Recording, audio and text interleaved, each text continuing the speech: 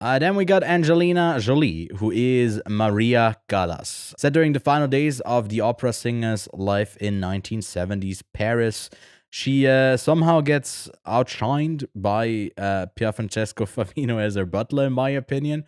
I don't have much to say about this one. It felt like, it was showing her life. Last final days, she was a diva, a lovable, very talented diva that was adored by everyone, singing to the streets of Paris. I just kind of wasn't that in and that interested in the story. You definitely liked it more than I did, Kev, so I'm going to give you the stage.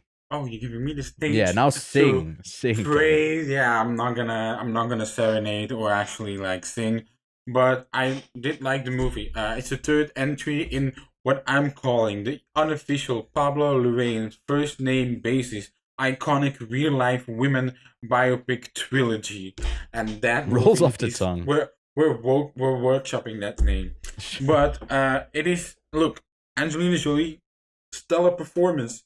She has apparently trained 7 months to actually sing like an opera singer, and while that is maybe a bit of a dubious statement to make, because people can get someone else to sing over her, even if she's done 10% of the actual singing in the movie, we both agree that is immensely impressive. There's one scene, she gets sometimes interviewed by Kodi Smit-McPhee. Kodi Smit-McPhee, yeah. Kodi Smit-McPhee. And it happens in a park. I only had one image in my head, which was Mission Impossible Fallout, Tom Cruise with Ilsa Faust in that park. Like, I was like, oh, it's this exact same park, right? So I was quite distracted by that. Yeah. Because Mission Impossible Fallout shows Paris in almost every aspect. So like they kind of own that city in my mind for a while. But yeah, she gets joined by two immense, strong supporting performances in Rohrwacher and, like you said, Pierfrancesco Favino. He's my favorite performance of the movie as well. I think he's the same, on the same level as Timothy Spall is in Spencer, which is an immense, huge compliment.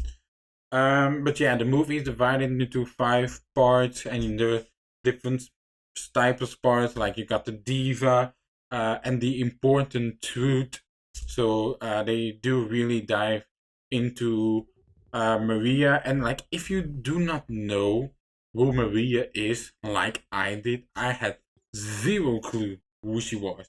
The movie starts out with a montage showing her, like it has that grainy old footage on top of it, in a sort of round 4x3, and you see her in the grandest of theaters with different costumes, singing different stories, and at the same time, there's some black and white footage playing, and she's singing her heart out, so you do know, like, damn, she got pipes and she's very famous. That's your introduction to her. Yeah. And if you do not know anything else like I did, that's completely fair. I think it also sets it up to be, we get to open with her after her last performance has been like, I don't know if it was years or months that have 4 years, I believe, since she last performed, and as you can expect, where a movie like this then builds to, when it basically, by the end of it, she's dead. That's literally what it says there. Like last couple of days. And I think that part of it, like on a larger scale, just looking at it, that makes sense. That's pretty good. I also, like, there's a ton of different formats. I wrote down, it's like Super 8, there's black and white, there's these repetitive, self-destructive beats. She has she's taking pills all the time. She has an obsession with being like revered. And that's something hard to relate to, of like that obsession of hers, which you can see with the diva things, but it's like, it's hard for me to then care about her problems if that is like her main concern.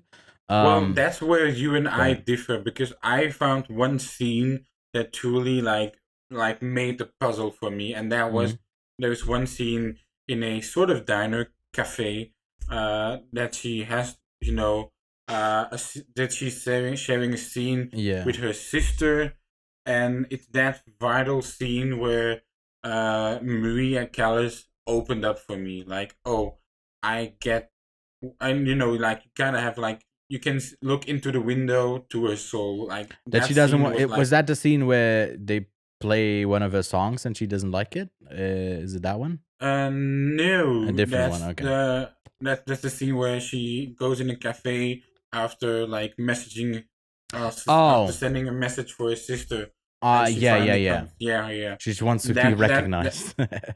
Yeah, like that's the one where I was like, oh, now it truly all clicks for me. So yeah, that's why I think I like it more than you.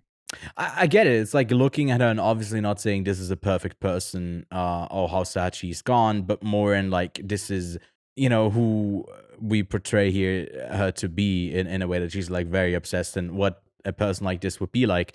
And then I couldn't help but gravitate towards the people who work for her to be more interesting because they're so concerned about like her, which I found to be more interesting than her own self-obsession. She said at a certain moment in the movie, I took liberties all my life and the world took liberties with me.